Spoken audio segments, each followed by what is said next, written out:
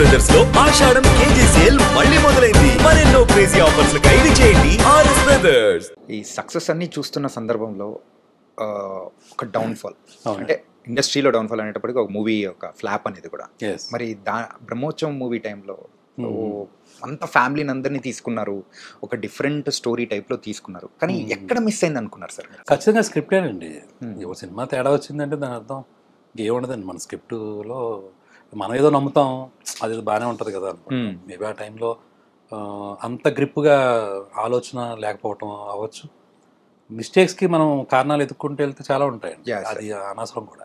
And దాని తర్వాత నారప్ప, మరి మరొకసారి వెంకటేష్ గారితో అప్పటి వరకు చూసిన ఒక సాఫ్ట్ కార్నర్లో ఉన్న శ్రీకాంత్ అడ్డాల గారు ఒక్కసారిగా వైలెంట్గా, అది మరీ వైలెంట్గా మారిపోవడానికి రీజన్ ఏంటి సార్? అందరూ నిజంగా షాక్ అయిపోయారు సార్.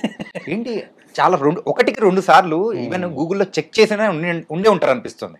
ఎందుకంటే నిజంగా శ్రీకాంత్ అడ్డాల గారేనా అని ఒకసారి క్రాస్ చెక్ చేసుకున్న సందర్భాలు ఏంటి సార్? సడన్ చేంజ్ ఏం కాదండి, అదే నాకు మామూలుగా ఏంటంటే అన్ని కథలు చేయాలని ఉంటుందండి.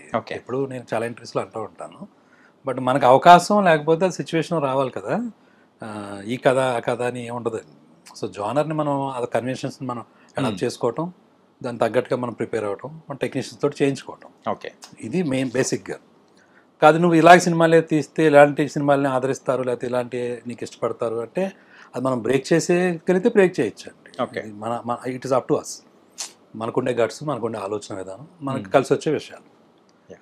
కాబట్టి అప్పుడు అసురన్ మూవీ చూసినప్పుడు అది కూడా మళ్ళీ సేమ్. తర్వాత కూచిపూడి వారి వీధి అని ఒక సబ్జెక్ట్ ఉందండి నా దగ్గర. కూచిపూడి వారి వీధిలో అని, అది మళ్ళీ ఫ్యామిలీ మూవీ, టోటల్గా కజిన్స్ గురించిన ఒక సబ్జెక్ట్. అది యాక్చువల్గా దాన్ని ఏం చేసుకుంటూ ఉన్నాను వర్క్ ఇమీడియట్గా. తర్వాత సెట్ బ్యాక్ వచ్చింది.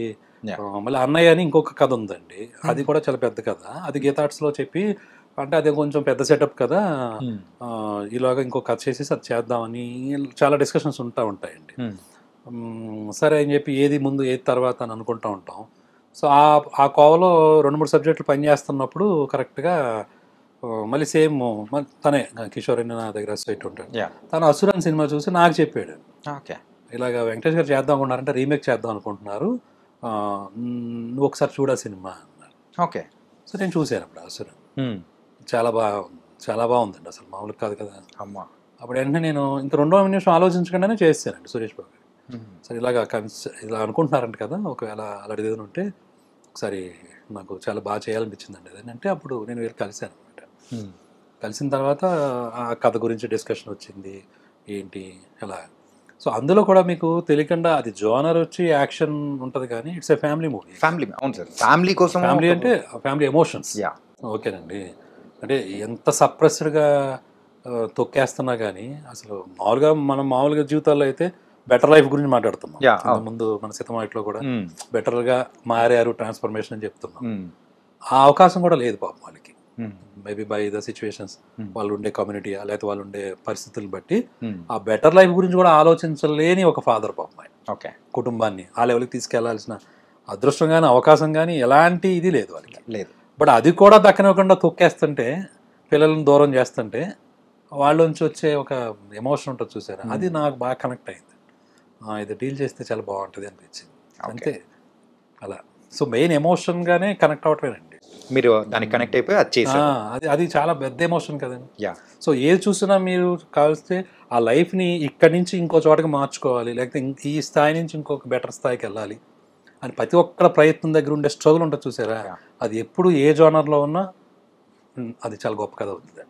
తమిళ్లో అసురన్ చూసినప్పుడు యూజువల్గా అది తెలుగులోకి వస్తుంది, అది ఎవరు చేస్తారు అనుకున్నప్పుడు వెంకటేష్ గారు చేస్తున్నారు అనేటప్పటికీ చేయగలుగుతారన్న నమ్మకం అనేది కూడా వచ్చేసింది. ఎందుకంటే ఈజ్ ఎ కంప్లీట్ యాక్టర్ ఆ టైప్. ఈవెన్ కొన్ని సీన్స్ అయితే ఈవెన్ తమిళ్ మూవీస్లో చూస్తే ఒక స్టార్ కొన్ని అంటే అక్కడైతే సర్వసాధారణం, కానీ ఇక్కడికి వచ్చేటప్పటికి ఫ్యాన్స్ వాళ్ళు ఇట్లా చేయకూడదు ఇలాంటివన్నీ అనేది ఏం లేకుండా క్యారెక్టర్స్ కూడా చేపించారు, అంటే సీన్స్ కూడా చేపించారు. వెంకటేష్ గారు అవన్నీ తీసుకోరండి, ఆయన బాగా డెడికేటెడ్ గానే ఉంటారు. ఏది అవసరం అది ఖచ్చితంగా దానికోసం ఎంతైనా చేస్తారు. ఆ టైం ఆ ఇంటర్వ్యూస్లో కూడా చెప్పిన గుర్తుండి, ఆ ఇసుకలో కూడా పాపం ఆ ఎండ్లో కూడా అలా అంతేనండి, అలా చెయ్యాలి మరి. అలా చేయకపోతే ఊరినే గొప్పలైపోతారా? కానీ మీరు ఇప్పుడు అంటే మీరు చేసిన వాళ్ళ డెడికేషన్స్ అవి ఉంటాయి కాబట్టేనండి. సో బికాస్ వాళ్ళు ప్రేమిస్తారు. దీన్ని ఎలాగైనా కసిగా చేయాలి, బాగా చేయాలి అని. మీరు 6 మూవీస్ చేస్తే ఈ 6 మూవీస్లో రిపీట్ అయిన హీరో ఎవరైనా ఉన్నారంటే అది వెంకటేష్ గారు మాత్రమే. అవునండి, అవును. సో మీకు అంత ఇష్టమా సార్ వెంకటేష్ గారు అంటే? ఇష్టం అంటే ఏదో అలా కలిసిందండి. కలిసింది. అంటే చేసినప్పుడు ఆ ఎంజాయ్మెంట్ బాగుంటుందండి. చాలా ఆత్మీయంగా ఉంటుందండి ఆయనతోటి. ఓకే. ఆయనతోటి మహేష్ బాబు గారితో ఇంకొక టైప్ ఎక్స్పీరియన్స్, ఈయనతోటి ఒకలాగా. అన్నీ కూడా చాలా హెల్తీగా ఉంటాయి, బాగుంటాయి. ఎవరి పని ఎవరు గొడవ లేకుండా మన పని ఏదో మనం బాగా చేసుకోవటం, నవ్వుకోవడం. సరే, చేసినంతసేపు మట్టుకు ఓ విషయం తెలుస్తూ ఉంటుంది. ఆ వర్క్ ప్రాసెస్ని బాగా ఎంజాయ్ చేయొచ్చు. కానీ మీరు చిన్నోడు పెద్దోడిని మాత్రం వదలలేదు. ఇద్దరితో కలిసి 2 మూవీస్ చేశారు. ఓకే. అవును సార్, వీళ్ళందరూ ఓకే అయితే మీరు చేసిన మూవీస్లో ఎక్కువ మూవీస్ 5 మూవీస్కి మిక్కీ జే మేయర్ గారే. ఏంటి ఇది కారణం? దీనికి మణి శర్మ గారు అండి. అవును సార్. నారప్పకి మణి శర్మ. పెద్ద కాపు కూడా మిక్కీ జే గారు. పెద్దగా మిక్కీ జే మేయర్. ఓకే, 5 మూవీస్ అంటే 5 మూవీస్ సార్. అంటే ఆయనతో ఫస్ట్ సినిమా నుంచి ఒక ర్యాపో కుదిరిందండి. ఇంకా అలవాటు, నాకు స్వేచ్ఛ ఉంటుంది ఎక్కువ. ఇది మార్చండి, అది మార్చండి అని చెప్పడానికి నాకేమీ హెసిటేషన్ ఉండదు. అలానే వేరే వాళ్ళని కొత్త వాళ్ళని పెట్టుకుంటే మళ్ళీ అడగలేవని కాదండి. బట్ ఈయన దగ్గర ఉండే ఒక చొరవ, ఈయన దగ్గర ఉండే ఒక ఫ్రెండ్షిప్ లాగా దాంట్లో చేసుకోవడం నాకు ఈజీ అయ్యింది అంతే. మీరు అనేటప్పటికి మిక్కీ గారు మాత్రం సూపర్ ట్యూన్స్ అనేది కూడా ఇచ్చేస్తూ ఉంటారు. చూడండి, సుకుమార్ గారు, దేవి ప్రసాద్ గారు, ఇలా ఒక్కొక్కసారి ఏమవుతుందంటే ఒక బాండ్ ఫామ్ అవుతుందండి. దాన్ని మనం కంటిన్యూ చేయొచ్చు, లేదా మనం బ్రేక్ చేసుకుని కొత్త ప్రయోగం కూడా చేసుకోవచ్చు అండి. దానికి ఏమి ఇదేం ఉండదు, ఇలాగే చేయాలని లేదు. బట్ ఎందుకు అది కొన్నిసార్లు ఏమవుతుందంటే ఆ వైబ్ కొనసాగుతూ ఉంటుంది. మనకి బాగానే ఉంది కదా, మంచిగా జరుగుతుంది కదా అనేది ఒక పాయింట్ అనమాట. అలాగే చోటా గారు, చోటా గారితో కూడా ఎక్కువ మూవీస్ చేశారు. 2 చేశానండి. పెద్ద కాపు, కొత్త మంగళలోకం, పెద్ద కాపు. అవునండి. ఏంటి సార్ అది రీజన్? ఏంటి సార్? Same bonding. అది నాకు ఆయనతో ఏంటంటేనండి, మన కొత్త బంగాళాలోకం గుర్తుందండి నాకు. వాళ్ళందరూ బాగా చిన్న పిల్లలండి, అదే 16 ఏళ్ళు ఆ టైం కదండి. సో హీరో కూడా హ్యాపీ డేస్ చేశాడు అంతే. అండ్ మేము మళ్ళీ కొత్త వాళ్ళం, నేను ఫస్ట్ టైం డైరెక్షన్. సో ఒక ఎక్స్పీరియన్స్ ఉంటే ఆయన ఈవెన్ చోటగారిది ఎలా ఉంటుందంటే ఆయన మొత్తం భుజం మీద వేసి వెళ్ళిపోతూ ఉంటాడు. మొత్తం అవన్నీ ప్రొడక్షన్ మేనేజర్లు ఆలోచించి కూడా ఈయన ఆలోచించి ముందు రేపొద్దున ఏంటి, చాలా వరకు ఆయన ప్రొడ్యూసర్ సైడే అండి. ఆయన అసలు ఎట్టి పరిస్థితుల్లో ప్రొడ్యూసర్ సైడే ఉంటాడు ఆయన. దాని అర్థం ఏంటంటే మనల్ని కూడా కలుపుకుని, ఈవెన్ అందరినీ కలుపుకుని ఆయన పాయింట్ ఆఫ్ వ్యూలో ఏంటి ఎలా చేయాలి ఏంటనే దగ్గర చాలా అడ్డం పడతాడండి గట్టిగా. సో నాకు మళ్ళీ ఈ అబ్బాయి కూడా కొత్త అబ్బాయి, అలాగే టీంలో కూడా చాలా మందిని కొత్త వాళ్ళని తీసుకున్నారండి అప్పుడు ఈ పెద్ద కాంపిటీషన్లో కూడా. సరే, ఒక సైడ్ మనం ఫ్రీగా ఆలోచించుకుంటూ ఉండాలి, ఇదంతానేమో వేరేగా ఉంది. సో బెటర్ అప్పుడు కొత్త బంగాళాలోకంలాగే కొంచెం ఆలోచన వచ్చి మీరే చేయండి సార్ అని చెప్పేసి అప్పుడు అలా. మరి పెద్ద కాపు ఏంటి సార్ అది? యాక్చువల్గా ఆ టైటిల్ పెట్టడం వల్లే సో ఆ నెగిటివ్ రిజల్ట్స్ అనేది కూడా వచ్చిందని అనుకోవచ్చా? ఏమండి, ఇప్పుడు సినిమా తేడా వచ్చింది అనుకోండి, అది ఇందాక చెప్పాను కదండి, ఒక మిస్టేక్ జరిగితే ఇంకా దాన్ని తవ్వుకుంటూ వెళ్తే అది ఎండ్లెస్ అది.